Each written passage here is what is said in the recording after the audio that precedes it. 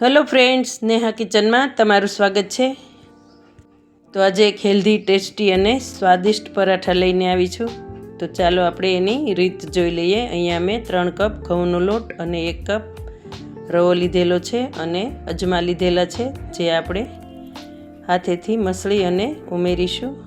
અને 1 ચમચી જીરું લીધેલું છે, એ પણ એવી રીતે ઉમેરી દઈશું, તમે જોઈ શકો છો।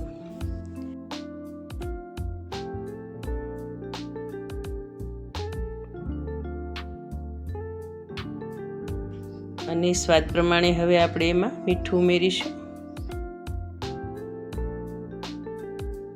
હિંગ થોડી ઉમેરીશું। 1 ચમચો મોણ લીધેલું છે, તો સરસ રીતે આવી રીતે આપણે મોણ દઈ દઈશું, મુઠ્ઠી વળે એવું। અને હવે પાણી ઉમેરી અને લોટ બાંધી લઈશું।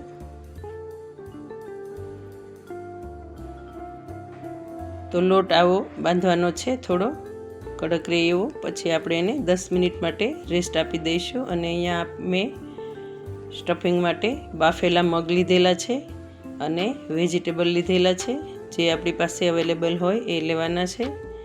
અને અહીંયા થોડું વેજીટેબલ આપણે સાઈડમાં લઈ લઈશું। તો એમાં કાંદા, ગાજર ખમણી લીધેલું છે અને કોબી પતલી સ્લાઇસમાં બધું કટ કરી લીધું છે। તો આપણે એ બધું વેજીટેબલ ઉમેરીશું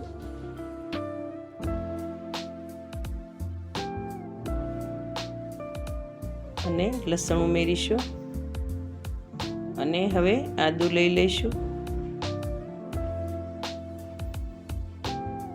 અને સ્વાદ પ્રમાણે એમાં મીઠું અને મરચીની પેસ્ટ છે, હિંગ છે અને ચાટ મસાલો લીધેલો છે, થોડો કિચન કિંગ મસાલો લીધેલો છે અને ધાણા જીરું પાવડર અને 1 ચમચી ખાંડ લીધેલી છે અને અડધું લીંબુ ઉમેરીશું આપણે।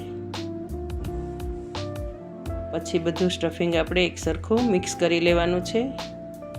તો ચાલો હવે સરસ મિક્સ થઈ ગયું છે અને નેક્સ્ટ વિડીયોમાં મળીએ। જય શ્રી કૃષ્ણ।